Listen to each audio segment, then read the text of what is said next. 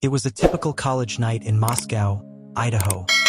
Quiet streets, dorms dimly lit, and the town's rhythm slowed to the early hours. But at one off-campus home, everything changed in an instant.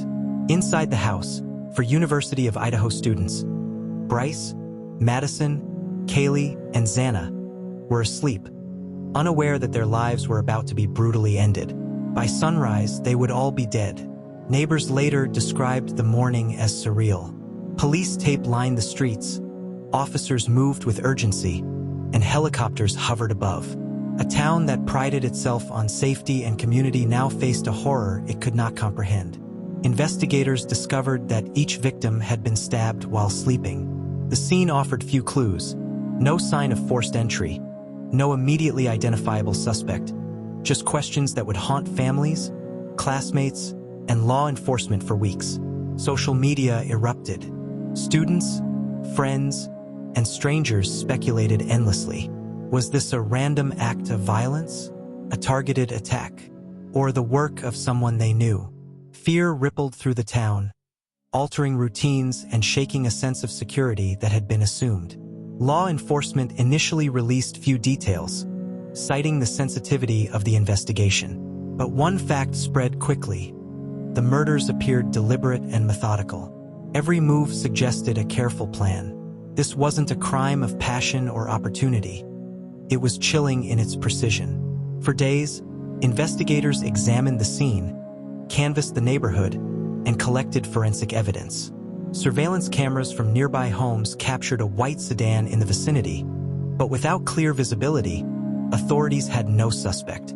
The town waited, sleepless and anxious, as police quietly pieced together a puzzle that would ultimately shock the nation. Then, weeks later, the breakthrough came. A suspect emerged, someone whose background in criminal studies made the story even more unsettling.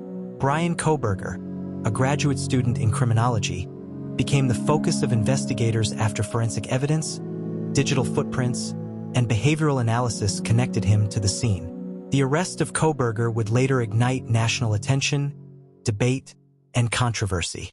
How could someone trained to understand criminal behavior allegedly commit such a horrific act? And what had led him to that house on that fateful night? In the chapters ahead, we'll explore the timeline of events, the mounting evidence, and the chilling story behind one of the most shocking college town murders in recent U.S. history.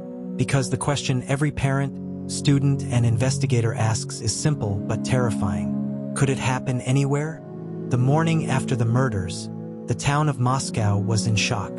For students gone, their home a crime scene, their futures stolen in one night, authorities moved quickly to secure evidence, but the questions far outnumbered the answers. Police confirmed that all 4 victims had been stabbed while asleep. The brutality and precision of the attacks suggested planning, not spontaneity. The lack of forced entry meant the killer either had access to the home or was trusted by someone inside. Every detail was being analyzed for clues. Neighbors described hearing nothing unusual, which added to the chilling nature of the crime. How could someone enter and exit without alerting anyone? Surveillance footage from nearby homes was reviewed meticulously. One recurring detail stood out: a white sedan that appeared multiple times around the property in the days leading up to the murders. It wasn't enough to identify a suspect yet, but it was a start. Social media exploded. Students, friends, and armchair detectives analyzed every detail of the victims' lives, relationships, and social media posts, trying to find a motive or lead.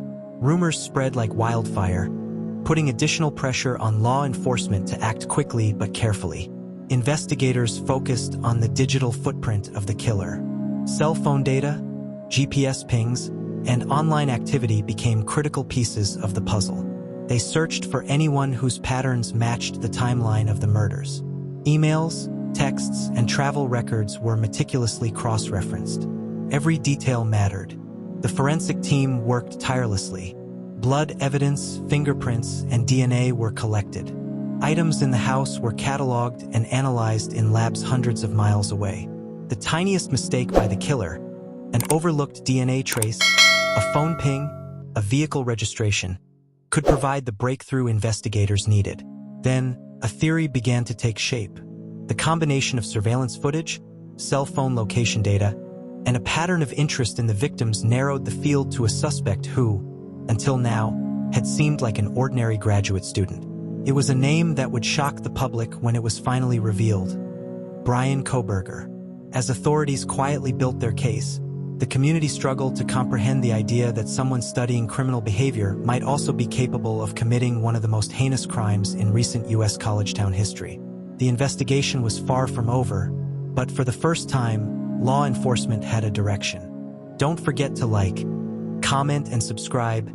Hit the notification bell.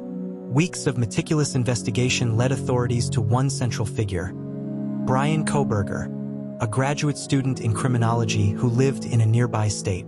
His name was not released immediately, but investigators had quietly been tracing his movements, phone activity, and connections to the victims. Kohberger's academic background in criminal behavior made the case particularly chilling. Someone who studied how killers think, plan, and evade detection now became the subject of a real-life criminal investigation.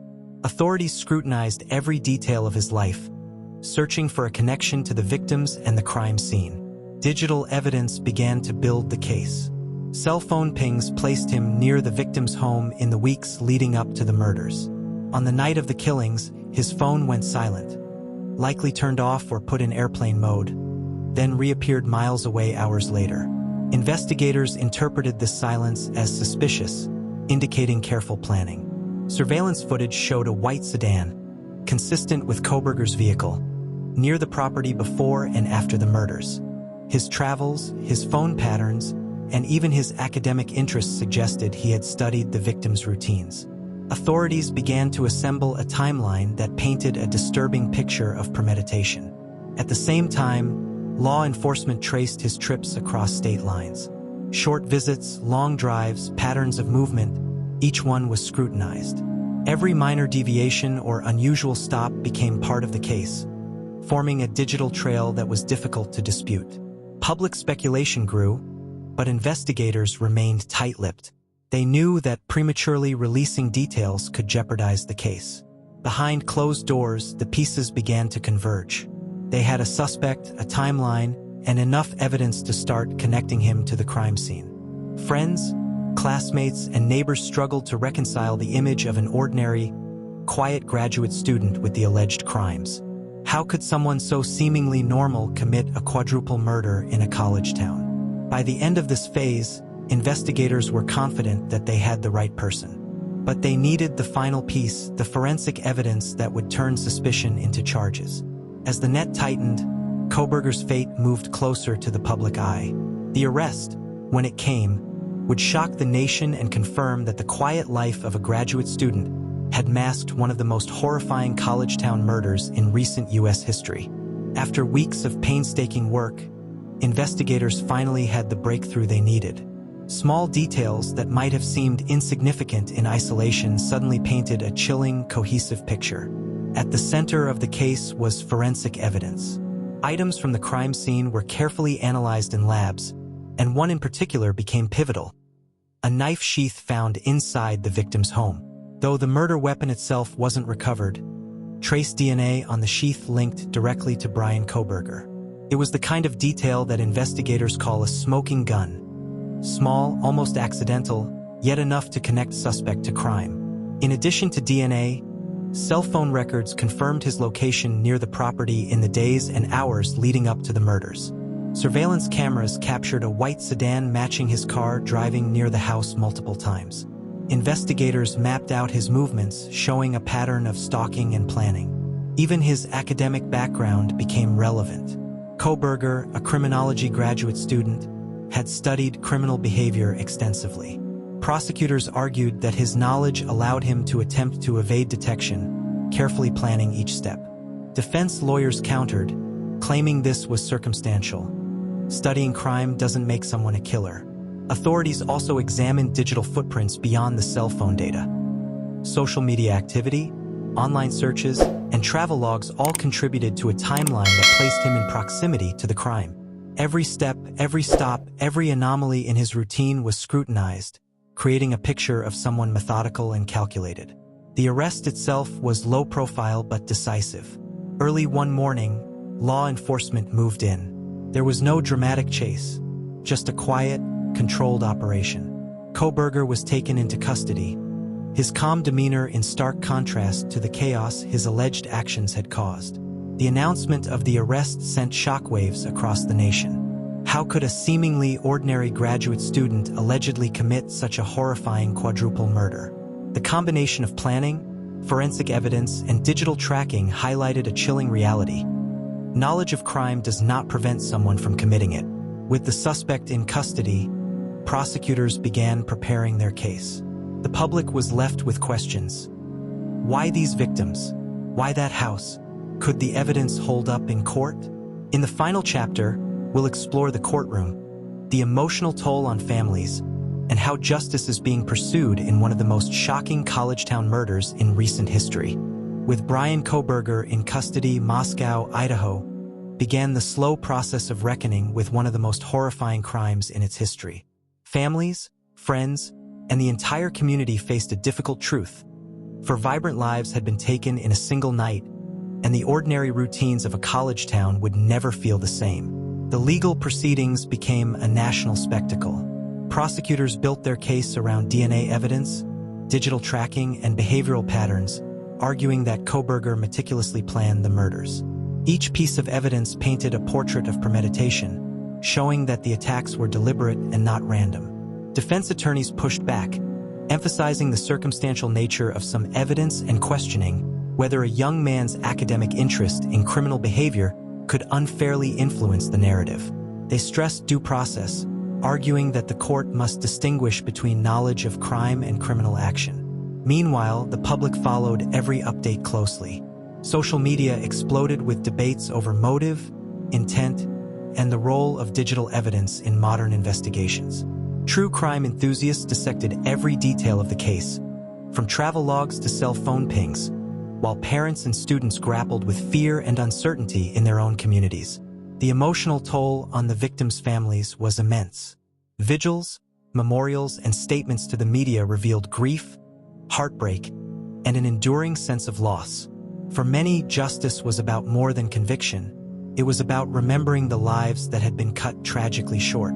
Yet beyond grief and shock, the case became a study in modern law enforcement. Investigators demonstrated how digital evidence, surveillance, and careful forensic work could solve even the most complex crimes.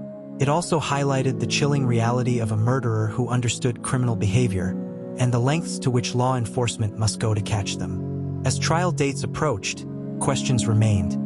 Would the evidence be enough to secure convictions? Could the court process deliver the sense of closure the community desperately needed? And, for a nation watching, how could ordinary towns protect themselves against such calculated acts of violence? The Idaho College murders are more than a story of crime. They are a story of a community shaken, of justice pursued, and of lives remembered. And for anyone following the case, it serves as a reminder. Even in quiet towns, tragedy can strike, and it is the work of investigators, families, and society to seek truth and justice. For viewers following real-life true crime stories, this case underscores the stakes of vigilance, evidence, and accountability.